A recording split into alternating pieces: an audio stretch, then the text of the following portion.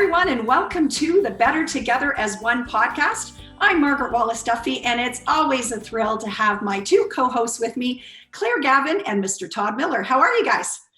Good, doing great. Good. So, today, as always, we bring special guests to the table, but we are really excited to have three special guests with us today. We've been wanting to take a behind-the-scenes look at the realities of COVID-19 on the front lines.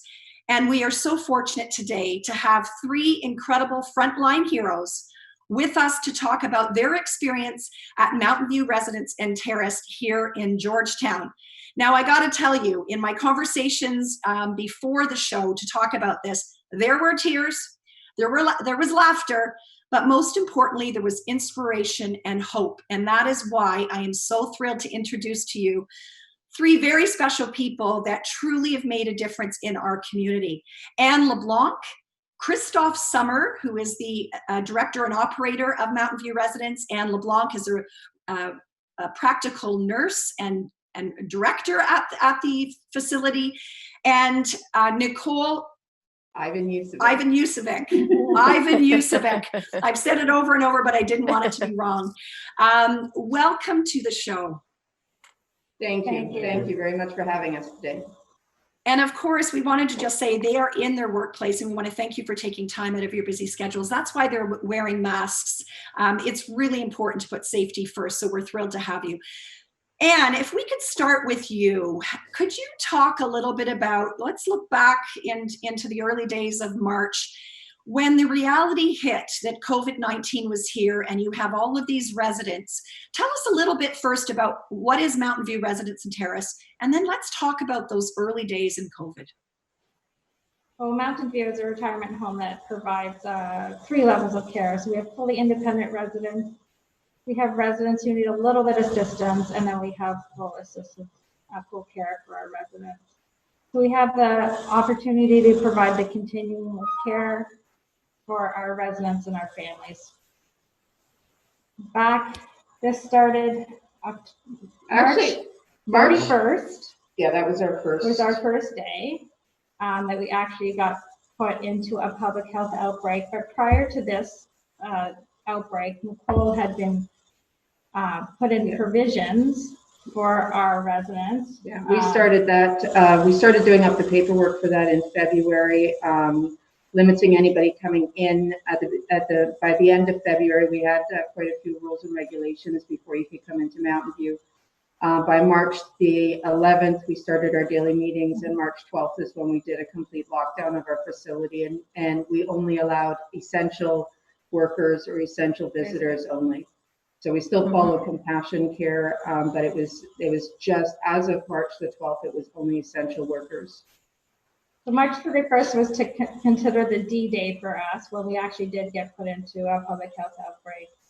We had sent a gentleman to hospital a couple of days before that with what we didn't predict at the time were COVID symptoms, because they didn't present as COVID symptoms. And 4 days later, we got a call saying that he had been tested positive for COVID. So that put us into a complete outbreak, and it shut our everything down. Can I ask you, as healthcare professionals and compassionate people, because you weren't in this field without having massive hearts, what was it like from your perspective? If you could be just real and honest about what it was like from your perspective when you got that news, and wanting now to know that you want to protect these families, but also protect yourself and your family. I think it was, for me, it was sheer panic. I knew that if we didn't protect these residents who were our most vulnerable, we were going to lose a lot of them.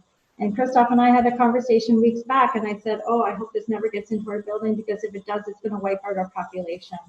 And it was petrifying to know that it had gotten in. Mm-hmm. We took so many provisions beforehand to try to stop it from coming in, and it was just such an unfortunate time for us. Yeah. I literally almost fell to my knees. It was my stomach fell out in me. It was difficult to breathe, to take a deep breath, and I think the hardest part for me was knowing all of the things that we had put into place, and yet still it came through our door. Yeah. And then we found out the news in the back office, and we had to go out and actually tell all the We had staff. to tell our staff, which was And that probably the was- hardest yeah. to do, was having to tell them that this had come into the building and this was not gonna be a necessarily good situation for us. But we had to also be strong for them, because we knew that if we fell apart, this was not gonna be something that they were gonna be able to handle. Yeah. You know, I had the honor of being able to come and speak to your residents and do a wellness workshop back in the early fall. And I saw firsthand with my own eyes how compassionate and connected not just the staff, but the residents are. They become like family. I was welcomed when I came to do an education seminar. I can't even imagine also, what did you have to do in order to let the families know this news? Now you've told the inside workers and your team. I can't even imagine how difficult letting families know. How did you handle that? Well, that was actually handled by myself by sending. We're part of our pre-planning. We had all residents' family emails. So at that point, we crafted an email informing all of the families of what has happened and how we were going to move forward and trying to keep every one of their family members safe. And part of that was full isolation into the rooms, which is still partially going on now. And even that in itself has high consequences on emotional and physical health for our residents. So I mean, that is in itself. So for us, that day when we got that news, we were just heartbroken all around, because we knew that COVID is going to give them, and just alone the isolation of what to protect them would mean to their health and mental health as well. That was hard for us.